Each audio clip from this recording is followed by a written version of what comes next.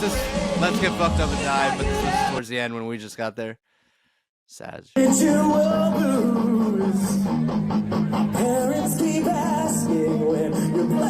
though, the cane kind of adds to the showmanship, right? It's almost like you're a band leader. Yeah, like a maestro. Yeah.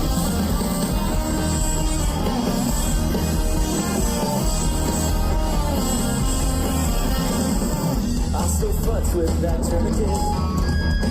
I try to squeeze on your drink. But yeah, I think that's all the videos we have. But yeah, I mean, I love them. I'll, if I ever get a chance to see them, I always take that chance. They're fantastic. I also found out that Mark Hoppus from Blink-182 actually produced their Commit This to Memory album and My Dinosaur Life album, which Commit This to Memory I think is probably the best album that they made, in my opinion. My Dinosaur Life was really good too, though. That was like, I think when I was in college that came out, and I don't think it was received very well. It wasn't like a huge deal wasn't made on it, but I really liked it. But yeah, Mark Hoppus, yeah, he produced it. I think he produced the first one in his apartment, or they were in somebody's house or apartment. And yeah, but the thing about My Dinosaur Life that I was kind of confused though is that was the first album that they signed with a major label, but Mark Hoppus still produced it. So I don't know. I was confused on how that works. Like, how are you with? I think it was Columbia Records, but did Columbia Records choose Mark Hoppus to be the producer anyway? Was Mark Hoppus signed with Columbia Records prior to that? I don't know. It was really strange. Maybe I got that wrong too. I don't know. I might be wrong about that, but that's the way I read it, and I was kind of confused. I don't know. Yeah, because yeah, that was the only album. Because after that album came out, they said it didn't do that well, and Columbia ended up dropping them, even though their sales were really good. I don't know. It's really strange. I don't know how all that business shit works, but yeah. So more or less, yeah. But I think the most important thing about that is that those were probably the two albums that Pierre enjoyed doing the most, because he liked having that environment, being in the apartment, having a looser feel to it. Like we said, this is a guy that has like really bad anxiety and alcohol problems, so it definitely helped him a lot, with the process of, making the music. And, I think that kind of translates as being some of the best albums they have, which is pretty cool. So Mark Hoppus being the GOAT yet again, dude, beating cancer and being amazing. But yeah, that's I think that's all I pretty much have to say about Motion City. I love them. Definitely recommend them. Same old. They've been around for a while though. We already know how great they are. All right, so moving on. I guess I'll go on to Japanese Breakfast. I think for Japanese Breakfast and Coheed, we kind of don't have to go too much into it because we didn't really see that much of them. Yeah. Coheed. I feel like Coheed, we were just kind of drunk at that point. I'm not really sure why we missed Coheed. I think we were getting food. We were like there, but not really. I think we were getting like food and drinks, and then we did catch Welcome Home.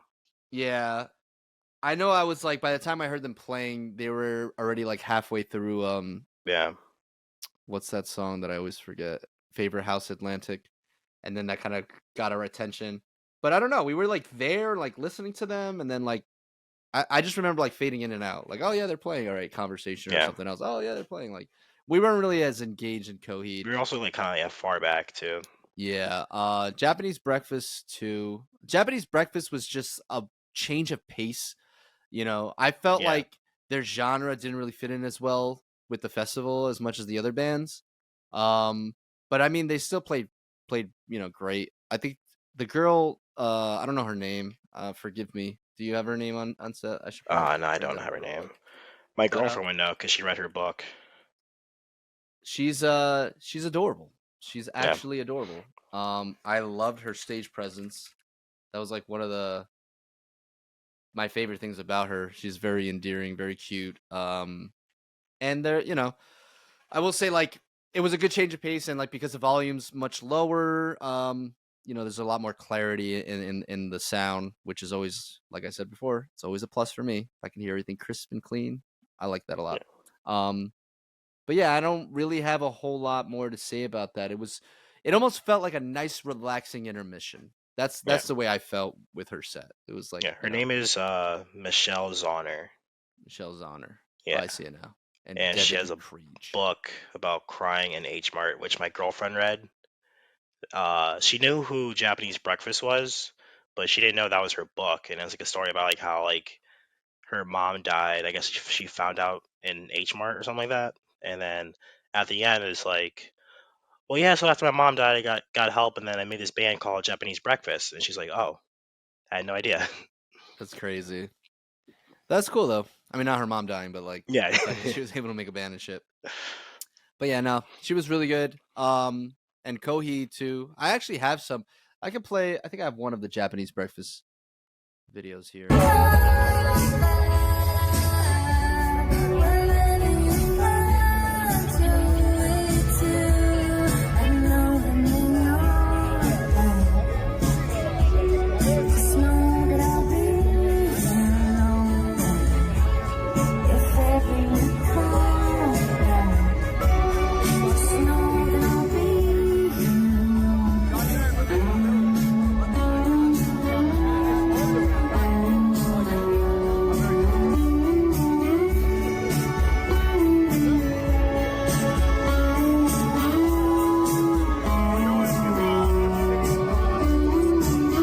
But yeah, so super duper chill. Yeah. Yeah, you didn't really get a lot of her stage presence there, but trust me, she was. I don't know. It was just like she's doing like these little cute dances and like I don't know. She was cute. Definitely a change of pace from Yeah. everything else. And then Coheed, I have a video here. I think I got their solo actually when we were like approaching.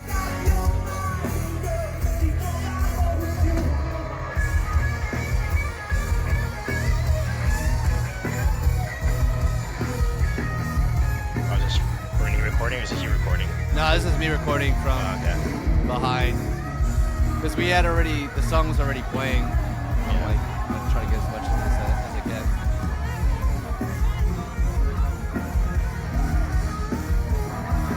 That's a nice back of the head right there. Yeah, dude.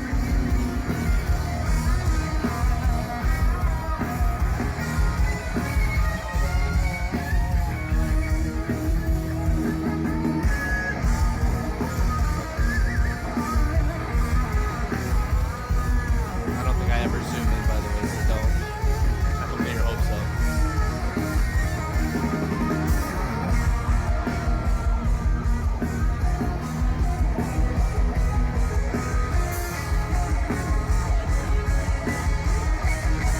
You can definitely tell it's an older crowd too, because there's not a lot of movement going on. Yeah. It kind of stays that way like the whole night. Like, Yeah. I think when Blink's there, it's a little bit better, but like, especially the VIP. But all right, so we got Coheed Japanese breakfast out of the way. Moving along, we have finally Turnstile, right? Yeah. All right. So I'm gonna be honest, man. Turnstile for me, they played fine, but they're not melodic. They don't really have a lot of melody in their music. I kind of noticed that because it was just like very forgettable songs. That's like, like there's really not a lot to like I feel like you could go see their concert and leave and just kind of be like, I don't remember what, which is exactly what happened to me. I mean, like it's a little bit different because I've heard of Turnstile. We listened to the music beforehand. But I don't know. It was like something about seeing them live, and I was just like, it made me realize then that like I don't think they have a lot of melody, or it's not a very strong focal point in their band. I feel like I think there was more emphasis on stage performance and like theatrics to me. Yeah. I think that was like the more memorable parts of their show then. 'Cause honestly, like I don't really remember the songs that they played. Like you said, it wasn't memorable. And obviously, I'm not saying it was like a bad performance. Like I said, we were also drunk at this point too, so that could have also played a factor. Yeah. But because I do like their music. Like they do have to me they have melodies, and when they're incorporated when you're just like listening on Spotify or what have you. But hmm I feel like the performance just kind of went by really fast. I don't know, but there were some really good parts in there. Yeah. The thing is like like listening to it, it wasn't like there was any point where I was like, these guys suck or they're bad. But it was more of like after the fact or towards the end, I think, because towards the end when they were playing songs, I was just like, I can't even remember what the last song they played. It just kind of it felt like it all just like blended in together as like one giant song almost, and that's when I kind of like was like trying to like figure out like why is that the case, and I don't know, it just kind of seemed like that was where I kind of pinpointed. I was like, I feel like they don't really have a not to say that they don't have melodies in their songs, but I don't think it's like like a strong focal point, I think Uh, it's like you said, more of the performance, the energy, the drums, the rhythm. I think they really focus more on that than you know what anything it else. is too? They do have like a strong like